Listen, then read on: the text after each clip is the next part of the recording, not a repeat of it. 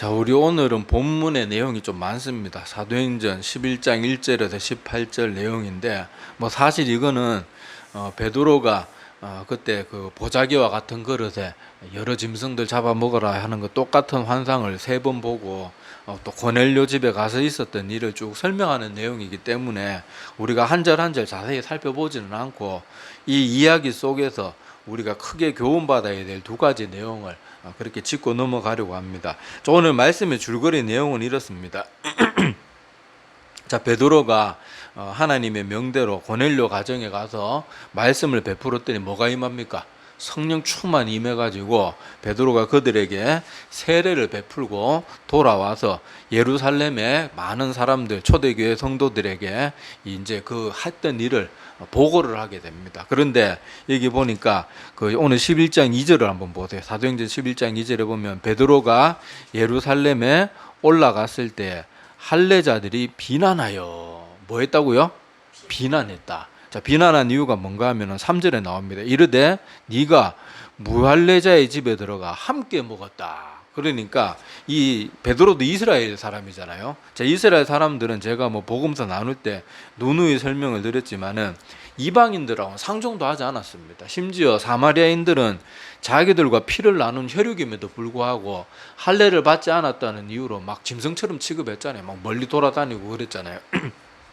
그래서 여기 이 할례자들이라고 말하는 사람들은 하여튼 유대인 출신 중에 할례를 받았지만 이제 그리스도인이 된 사람들을 말하는데, 이 사람들은 아직도 완전히 율법주의에서 100% 완전히 벗어나지 못한 상태예요. 자, 그래서 뭘 이해를 못하는가 하면은 베드로가 이방인의 집에 가서 함께 식사를 나누고 거기서 이런저런 사역을 했는 것에 대해서 이해를 못하는 거예요. 어떻게 이방인에게 가가지고 그런 짓을 하고 심지어 식사까지 함께 할 수 있냐. 우리 저기 요셉 이야기도 보면 나오지만은 이집트인들이 요셉이 그렇게 막강한 권력을 가지고 있었어도 이집트인들에게 요셉은 이방인이었잖아요. 그러니까 같이 식사도 안 하고 겸상도 안 하는 걸 우리 구약성경 보면 나오는데, 자, 그런 식으로 이 사람들도 그런 마음을 가지고 있었고, 또 유대인들이 자기들이 하나님의 택함 받은 백성이고 할례 받는 민족이라는 것에 대한 자부심이 약간 좀 그렇게 말하면은 쓸데없는 자존심이 되게 강했어요. 그래서 이 사람들은 할례 받지 않은 사람들과 우리는 좀 뭔가 격이 다르다. 좀 그런 좀 선민사상, 좀 약간 교만한 마음, 이런 것들이 있는데 그게 잘못된 줄도 모르고 계속 가지고 있었거든요. 자, 그런데 하나님 성령은 누가 주시는 거예요? 하나님께서 주시는 거죠. 성령님 자체도 하나님이시잖아요. 근데 지금 하나님께서 하신 일을 가지고 감히 인간이 율법주의에 빠져가지고 하나님이 하는 일을 비방하는 거예요. 비난을 하고 비방을 하는 거예요. 자, 그래서 베드로는 막 그거 가지고 그런 말 들었다고 막 열려가지고 하는 게 아니고 차근차근 설명을 해줍니다. 자, 그래서 설명한 내용이 오늘 내용이 좀 분량이 많지만은 앞에 다 있었던 내용이에요. 내가 고넬료를 만나러 가기 전에 하나님께서 똑같은 특이한 이상한 환상, 우리 보자기로 많이 알고 있지만 우리 성경 자세히 보니까 보자기가 아니고 뭐였어요? 보자기 같이 생긴 그릇이었습니다. 하여튼 거기 여러 부정한 짐승들도 있고 그러는데 하나님께서 잡아먹으라 하는 환상을 똑같이 몇 번이나요? 3번이나 보여주면서 미리 예방주사를 한번 맞춰놓고 자, 그 다음에 고넬료 집으로 보냅니다. 그런데 신기하게도 고넬료는 그 유대인 출신도 아니고 성경에 해박한 지식을 갖고 있는 그런 사람도 아니었음에도 불구하고 말씀을 전하자마자 막 거기 성령의 역사가 일어나는 거예요. 그러니까 성령 충만을 받았는데 당연히 베드로가 세례를 베풀어야죠. 그래서 세례 베풀고 왔다. 이 모든 것은 하나님께서 하신 일이다. 그래서 우리 그 오늘 말씀 끝부분 읽었잖아요. 자, 사도행전 11장 17절 말씀 한번 보세요. 자, 그런즉 하나님이 우리가 주 예수 그리스도를 믿을 때 주신 것과 같은 선물을 그들에게도 주셨으니 내가 내까짓 게 뭔데 하나님의 일을 맡겠냐. 사실 이건 니들 들으라고, 유대인 할례주의자들 말 들으라고 하는 말이에요. 감히 니들이 뭔데 하나님이 하는 일을 왈가불가하고 막느냐, 그 말입니다. 자, 내가 누구이기에 하나님을 등이 맡겠느냐. 우리가 아무리 발버둥 쳐봐야 하나님이 하시는 일을 감히 우리가 막을 수 없다. 이방인에게도 하나님께서 성령을 내려주시면 하나님의 뜻인 줄 알고 우리가 받아야지 어디 그걸 지금 비난하고 있냐. 지금 그런 내용이에요. 자, 그런데 오늘 이 줄거리는 이런데 여기서 우리가 두 가지 교훈을 한번 생각해 봐야 돼요. 자, 첫 번째 교훈이 뭔가 하면은, 자, 이 할례 받은 사람들, 여기 할례자들이라고 나오는 사람들도 그래도 초대교회 그리스도인들이었잖아요. 여러분, 제가 초대교회 설명을 여러 번 드렸지만은, 이때 당시 예수를 믿는다는 것은요, 일단 자기 가족 사회에서 쫓겨나야 돼요. 여러분, 저 중동 지방에도 보면은 뭐 자기 종교 안 믿고 뭐 자유분방하고 그러면은 집안에서 막 쫓아내 버리잖아요. 유대인들도 제가 전에 그 유대인 출신, 그 랍비 집안 출신의 목사가 된 그분 얘기 한번 제가 잠깐 드린 적이 있는데, 그분도 자기가 예수 믿는다고 선언하니까 바로 집에서 쫓겨났어요. 그래가지고 혼자 미국으로 건너가가지고 목사가 되었는데 그때 당시는 어땠겠냐고요. 지금 이 시대에도 그런데 지금보다 훨씬 더 보수적이고 이 할례 선민사상 이런 게 훨씬 더 찌들어 있던 그런 시대에, 더구나 지금보다 훨씬 더 엄격했던 그런 시대에 어떻겠냐고요. 지금도 유대 사회에는 자기 아들이 그렇게 예수 믿는다 그러면 쫓아내버리고 호적에서 파버리는데, 그때 당시 어땠겠냐고요. 그리고 그때 당시 가족에게서 그냥 버림받는 거는 뭐 그렇다 치더라도 심지어 뭐까지 당했습니까? 목숨의 위협까지 받는, 예수 믿는 것 때문에 그런 일까지 당하는 그런 게 그냥 흔했던 그런 시절이란 말이에요. 심지어 순교당하는 사람도 많았잖아요. 자, 그런데 오늘 말씀해 보면 이렇게 대단한 믿음을 가졌던 사람들도 여전히 뭐가 있어요? 결점이 있고 부족함이 있다는 것을 우리가 잘 기억을 해둬야 됩니다. 우리가 그렇다고 이 말씀 보고 우리도 부족해도 되고 우리도 뭐 엉망으로 살아도 됩니다, 이 말이 아니고, 사람은 누구나 아무리 믿음이 좋아도 결점이 있을 수 있다는 것을 항상 염두에 둬야 돼요. 자꾸 사람들이 이걸 잊어버려요. 그래갖고 성도들이 절대로 함부로 입에 담지 말아야 될 말을 참 쉽게 하는 사람들이 있는데, 흔히 우리가 목사들이나 제가 사역자로 사역하면서 흔히 듣는 말이 뭔가 하면요, 사람들이 이런 말 합니다. 교회에서 꼭 거치는 사람들이 있잖아요. 빌란 사람들이 있잖아요. 남 힘들게 하고 아프게 하는 사람들이 있잖아요. 자, 그런 사람들 때문에 성도들이 어떻게 함부로, 절대로 성도가 입에서 담지 말아야 될 말을 어떻게 쉽게 하는가 하면요, 나 누구 때문에 신앙생활 못하겠어요. 이 말은요, 하나님 앞에서 사실 우리가 가볍게 내뱉는 사람들이 많은데 정말로 두려운 말이에요. 우리가 사람 때문에 신앙생활 합니까? 아니잖아요. 아니, 초대교회 성도들은요, 자기 믿음 때문에 목숨까지도 걸었는데, 꼴랑 뭐 좀 꼴배기 싫은 사람 하나 있다고 하나 누구 때문에 나 교회 못 나와서 교회 다니기도 싫어요 막. 이게 말이 되냐고. 하나님, 여러분, 예수님이 내 앞에 십자가에서 피를 뚝뚝 흘리면서 그렇게 매달려 있는 예수님 앞에서 그런 말 할 수 있겠습니까, 여러분? 근데 성도들이 말을 너무 함부로 해요. 너무 함부로. 그러는 자기는 한평생 남에게 상처 한 번도 준 적 없고 자기에게는 실망스럽고 모난 모습 하나도 없습니까? 아니잖아요. 나도 누군가에는, 나는 뭐 깨달을지 모르지만 나도 누구에겐가 상처 주는 말을 했을 수 있고, 나도 누구에겐가 꼴보기 싫은 사람이 되어 있을 수 있단 말이에요. 그런 건 생각하지 않고 자꾸 남의 결점만 가지고 나 누구 때문에 막 못하겠어. 물론 목사도 이해합니다. 교회면 정말로 제가 늘 말씀드리지만은, 제가 사회생활할 때 상상도 할 수 없는 사람들이 교회에는 좀 이상하게 더 많은 것 같아요. 정말 별난 사람들, 희한한 사람들 많아요. 더구나 교회에는 막 사회에서는 그래도 막 말도 안 되는 소리하고 고집 피우고 그러면 물리적으로나 뭐 사회적 불이익이라도 있으니까 그걸 함부로 못 드러내는데, 교회에서는 누가 교회에서 폭력을 행사하겠습니까? 목사가 성도 말한다고 멱살 잡고 흔들겠어요? 교회에서는 전부 사랑으로 덮어주고 용서해주고 이러니까 막 나가는 사람들이 있어요, 보면은. 물론 그 마음이 이해가 안 되는 건 아니지만, 그렇다고 성도가 누구 때문에 나 하나님 못 믿겠어요, 나 교회 못 다니겠어요, 나 신앙생활 못 하겠어요, 그 사람은 지금 도대체 신앙생활 하는 사람인, 그 하나님 믿는 사람 입에서는요 그런 말이 함부로 나올 수가 없습니다. 정말로 하나님을 믿고 예수 그리스도가 내 죄 때문에 십자가에 죽어주셨다는 걸 정말로 간절히 믿는 사람이라면 그런 말을 함부로, 자기 기분 나빠도 절대로 그런 말 함부로 입에 못 담아요. 여러분, 그런 말 쉽게 하는 사람이 있다 그러면요, 정말로 하나님 앞에 회개하십시오. 그건 정말로 성도가 입에 담지 말아야 될 말들이에요. 우리 믿음의 조상들은 그 예수님 십자가, 사실 십자가 자체가 무슨 능력 있는 건 아니잖아요. 십자가 목상 그거 안 밟고 넘어가려고 공산당에 죽창에 찔려 죽고 물에 산채로 돌에, 여러분이 저 경남인가 어디 그 순교지 교회 가보면요, 어린애고 여자고 뭐 노인이고 그냥 예수 믿을래 안 믿을래 그래가지고 믿는다 그러면요, 그냥 산 사람을 발에 전부 돌 하나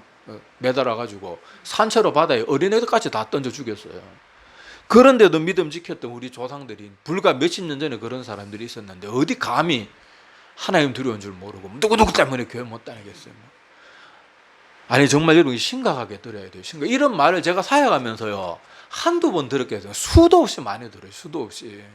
물론 그 교회에서 성경에도 나오지만 거치는 자가 되지 마라. 거치는 그 사람에게 제일 첫 번째로는 그 사람이 제일 문제가 있어요. 그런데 거치게 했다고 해서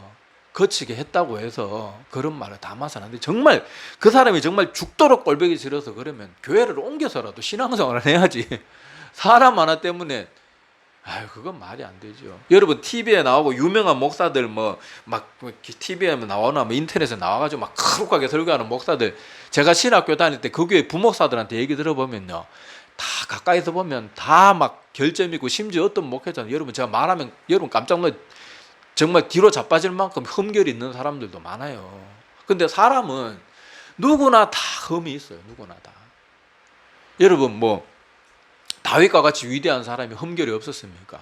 솔로몬과 같이 전 세계에서 가장 똑똑했던 사람이 흠결이 없었나요? 사람은요 누구나 다 부족함이 있어요. 이걸 기억해야 된다니까요. 이걸 기억해야 다른 사람들 때문에 물론 상처 안 받을 수는 없겠지만 상처받아도 막 믿음이 송두리째로 흔들리는 그 지경까지 안 나갈 수 있고 내 마음이 더 너그러워질 수 있어요. 사람은요 누구나 결점이 있습니다. 사람들이 참 희한한 게 자기는 목사 앞에 나와서 목사가 그 사람의 모든 결점을 다 알고 다 들어주고 다 용서해주고 그러는데 자기는 다른 사람 조금만 결점 보여도 막 그거 용서 못하고, 목사가 보면 어떤 사람은요 막 자기가 하소연하는데 내가 볼 때 이 사람이 더 나쁜 사람인데 그러는 사람도 있어요. 자기 그게 내로남불이죠. 자기가 막 다른 사람한테 거침이 되고 이런 건 잘 못 깨달으면서 남이 조금만 실수하면 막 나 저 사람 꼴보기 싫어가지고 그게 여러분 정말로 두려운 일이에요. 그러니까 이걸 꼭 기억하시기 바랍니다. 오늘 초대교회의 이 위대한 믿음의 사람들조차도 아직 율법주의에서 완전히 벗어나지 못한 이런 모습들이 있었어요. 이런 것을 보면 하물며 지금 이 시대에 이렇게 편안하게 신앙생활하는 우리가 얼마나 흠결이 더 많겠냐고요. 물론 다시 아까 처음에도 말씀드렸지만 그렇다고 우리가 부족해도 됩니다. 엉망으로 살아도 됩니다. 이 말은 절대로 아니에요. 그렇지만 우리가 노력해도 여전히 내가 주님 앞에 가는 그날까지는 부족한 모습이 있을 수도 있다는 것을 내 자신에게도 적용하고 다른 사람에게도 적용할 줄 알아야 돼요. 여러분 예수님이 십자가에 달려 돌아가시고 교회를 이루라고 하신 그날 이후로부터 지금까지 완벽한 교회, 완벽한 성도가 있었겠어요? 이 지구상에? 있었겠어요? 아무도 없어요. 베드로도 보세요. 베드로 지금 이렇게 말해놓고 나중에 자기가 막 그 이방인들하고 밥 먹다가 저 유대 출신들 사도들 온다 그러니까 어떻게 합니까? 막 도망가잖아요. 그러다가 사도 바울한테 걸려가지고 막 이 성경 기록으로 남을 만큼 막 혼이 나잖아요. 다 부족함이 있다니까요. 그걸 조금 이해하고 받아들이려고 애를 써야 됩니다. 물론 사람들이 다른 사람들에게 상처 주는 일을 해서는 안 되지만 우리 인간들은 다 부족한 면이 있어가지고 나도 모르게 그럴 수도 있고 그 사람이 아직 제대로 회개하지 않고 믿음이 제대로 없어서 그럴 수도 있고 하여튼 여러 가지 이유가 있겠지만은요 그걸 기억해야 돼요. 그래야지 일단 내가 큰 상처를 받지 않을 수 있어요. 자꾸 다른 사람들에게 완벽한 것만 말하고 어떻게 성도가 저럴 수 있나 이러면서 남을 절대 이해하지 못하면요 그 사람은 그건 자기에게만 손해요. 자기만 손해고 신앙생활 점점 더 하기 싫어지고 교회에 나와도 예배에 집중도 못하고 왜 사람 하나 때문에 그러냐고요. 여러분 그 사람이 나에 대해서 막 거짓 소문을 퍼뜨리고 막 나에 대해 험담을 하고 돌아다니더라도요 그게 사실이 아니면 1-2년이 뭐예요? 한 몇 달만 지나면 다 없어지고 오히려 그 소문 냈던 사람이 망신당합니다. 망신당해요. 저도 사역하면요 이상한 소문들이 내는 사람도 한둘에 제가 전에 말씀해 주셨어요. 멀쩡한 애인도 있는 여자 청년을 내가 따로 밤에 만나가지고 막 나는 그 시간에 신학교 있고 그랬는데 별 희한한 소문 내는 사람도 있고요. 그 시간 지내놓고 보면 누구 욕하겠습니까? 그 말도 안 되는 거짓말 소문에 그 사람은 완전 그냥 야 저 사람 어떻게 저렇게 새빨간 거짓말을 하냐. 오히려 그 사람이 모든 성도들에게요 신용 다 잃어버리고 그리고 그런 사람들은 지들끼리 올려가지고 잘 믿음도 못 자라고 오히려 그 사람들은요 되게 불쌍한 사람들이에요. 그러니까 우리가 오늘 이 말씀 속에서 이 세상에는 완전한 사람, 심지어 초대교회 그 목숨을 걸고 신앙생활을 했던 그 위대한 사람들조차도 이런 결점이 있을 수 있다는 거. 심지어 사도들조차도 부족한 모습들이 다 몇 가지씩은 있었거든요. 그걸 우리가 잊지 말고 꼭 기억을 해야 됩니다. 그래서 사람 때문에 넘어지고 사람 때문에 함부로 입에 담지 말아야 될 그런 말, 하나님 앞에서 함부로 그런 거 우리 하지 말고, 사람 때문에 지나치게 상처받는 것도 제발 좀 그만두세요. 제발 좀 그만두세요. 그 하나님 앞에서 옳은 거 아니라니까요. 나는 뭐 되게 의로운 줄 알고 나는 한평생 자기는 잘만 아니라니까요. 나도 누군가에게는 끔찍한 상처 줬을 수 있어요. 항상 그걸 기억하면서 오히려 그런 사람들 볼 때 나는 저렇게 되지 말아야지. 그리고 아직 저 사람 아직 하나님을 믿는다 그래도 아직 제대로 깊은 믿음에까지 못 갔구나. 오히려 그 사람들을 불쌍히 줄 알고 위에서 마음이, 여러분, 우러나오는 마음으로 기도하라는 게 아니에요. 그 사람이 싫어도 주님께서 명령하셨으니까 기도하는 거예요. 저도 막 저한테 굉장히 상처 주고 실망감 주고 배신 때리고 뒤에서 막 뒤통수 때리고 이런 사람들 위해서도요, 기도합니다. 기도해요. 하나님, 저 사람 꼭 참된 믿음으로 돌이키게 해주시고 저런 악한 모습을 빨리 깨달을 수 있도록 기도해. 그거 하나님 주님의 명령이잖아요. 그걸 우리가 꼭 기억을 해야 됩니다. 자, 그리고 두 번째 교훈은 뭔가 하면요, 자, 오늘 여기 할례자들 이렇게 결점이 있고 부족한 모습이 있었지만은, 자, 베드로가 차근차근 설명을 할 때 어떻게 했어요? 다 귀를 기울이고 들어줬어요. 그리고 베드로 말이 맞으니까 어떻게 해요? 오늘 본문 말씀 제일 마지막 18절 한번 보세요. 자, 그들이, 자, 같이 읽어보겠습니다. 자, 시작. 그들이 이 말을 듣고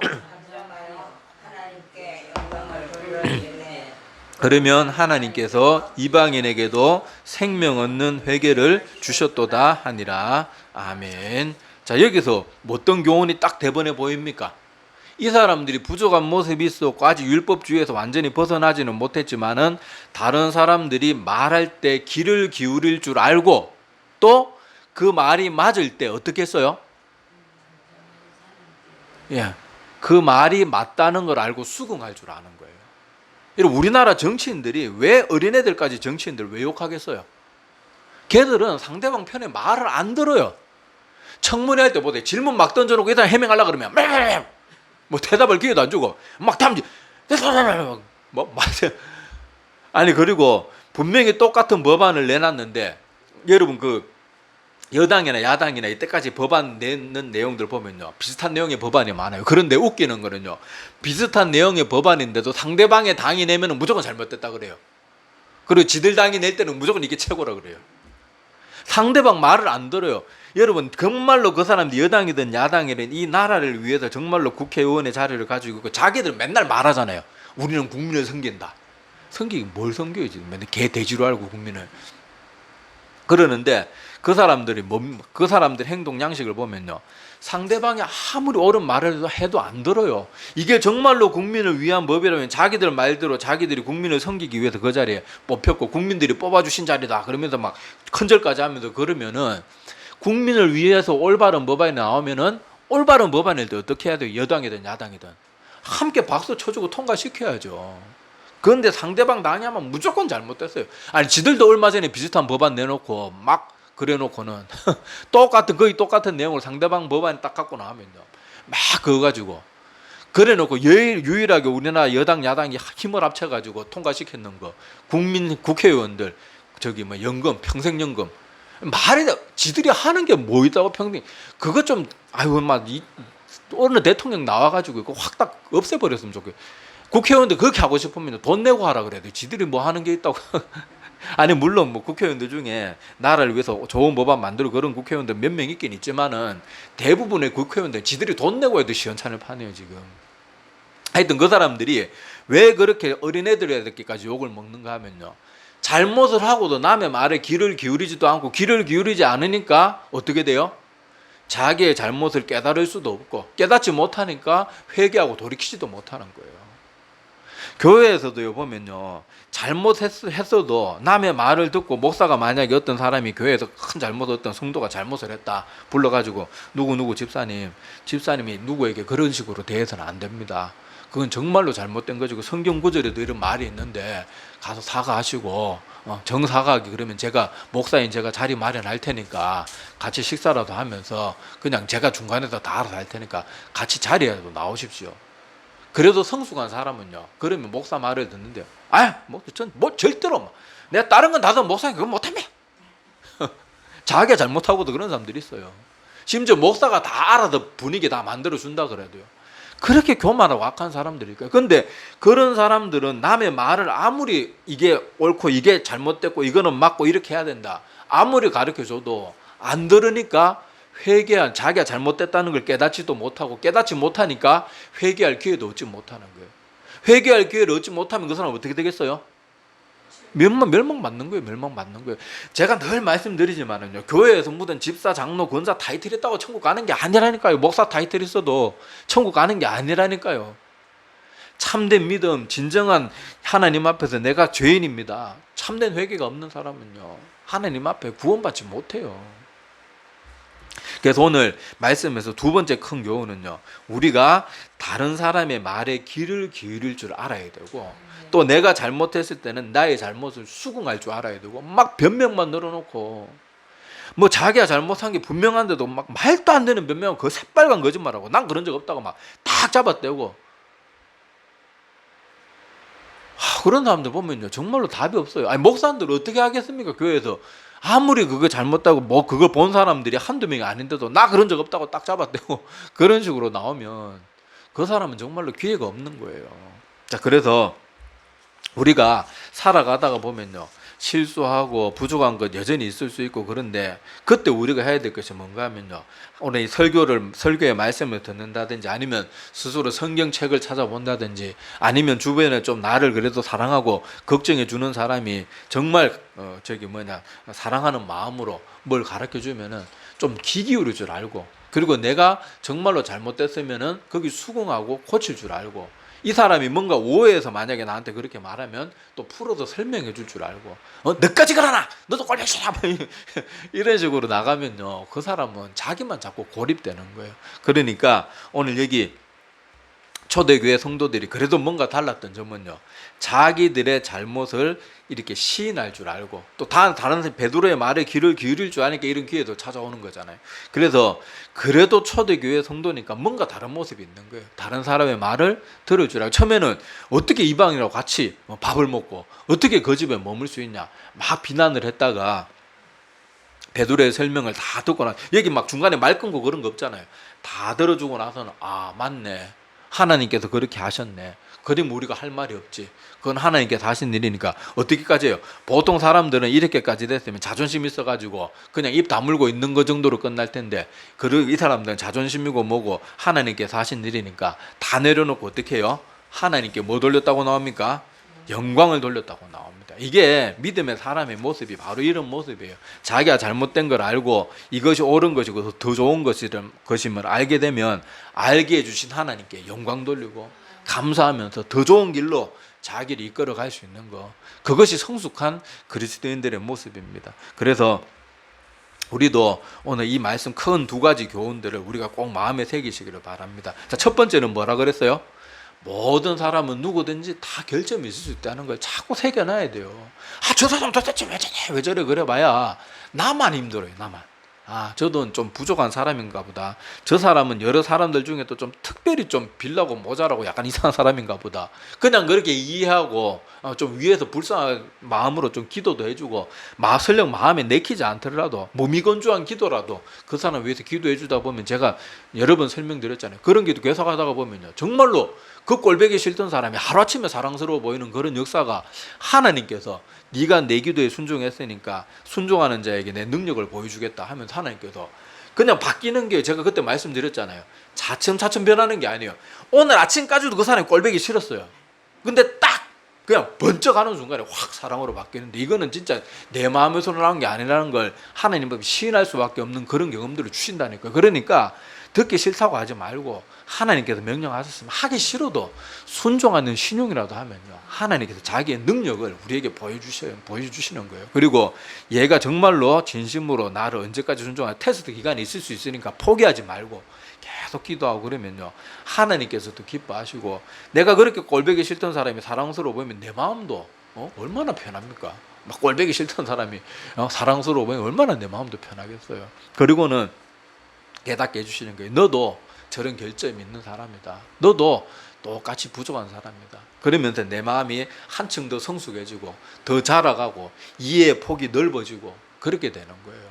그래서 우리가 이런 모습들을 자꾸 좀 배우려고 노력하기를 바랍니다. 두 번째는, 자, 이렇게 부족하고 결점이 있었음에도 불구하고 이 사람들이 돌이킬 수 있었던 이유는 뭡니까? 남의 말에 귀를 기울일 줄 알고 자기가 잘못됐다는 것을 인정하고 회개할 줄 아니까 이 사람들에게 또다시 이렇게 하나님께 영광 돌릴 수 있는 기회가 찾아오게 되는 거예요. 그런데 아까도 말했다시피 자기가 맨날 잘못하고 자기의 잘못을 인정하지 않고 남의 말에 귀도 기울이지 않으면 그 사람은 영원히 기회가 없어요. 아니, 자기가 잘못한 거를 다른 사람이, 자기는 잘했다고 생각하기 때문에 객관적인 입장에서 보는 사람이 이게 왜 잘못됐는지 말해주는 걸 들어야지. 자기는 지금 못 깨닫는 상태잖아요. 들어야지 그걸 깨닫고 회개할 기회가 생기는데 귀를 닫고 있고 나는 절대 잘못한 것은 다 니들이 잘못한 거야, 이렇게 되면 그 사람은요 영영 회개할 길이 없는 거예요. 그러니까 성경에서 많은 죄악 중에도 가장 큰 죄악 중에 하나로 언급되는 게 완악함의 죄입니다. 완악함. 절대로 남의 말 안 들어요. 무조건 자기만 옳아요. 완악한 거, 하나님의 말씀 듣지 않고 순종하지 않고 자기 고집에 빠져 있는 그게 완악함이거든요. 그거는 정말로 회개에 이르지 못하고 생명에 이르지 못하는 두려운 범죄입니다. 꼭 기억하시기를 바랍니다. 그래서 우리는 오늘 이 두 가지 교훈을 마음에 잘 새겨서 나도 혹시라도 저런 모습이 있지 않을까 잘 살펴보아서 교회에 거치는 자가 되는 그런 사람이 아니고 성숙한 믿음의 사람들이 되어서 오히려 부족한 사람들, 교회에 거치는 자가 되는 그런 사람, 누가 위해서 기도해 주겠어요? 우리 먼저 더 믿음이 크게 자라있는 사람들이 그들 위해서 기도해주고 돌아오기를 기다려주고 계속 그렇게 해서 점점 세월이 갈수록 예수 그리스도를 닮는 성도들이 가득가득 점점 많아지는 그런 모든 교회와 또 우리 모든 성도들이 되기를 바랍니다. 기도드리겠습니다.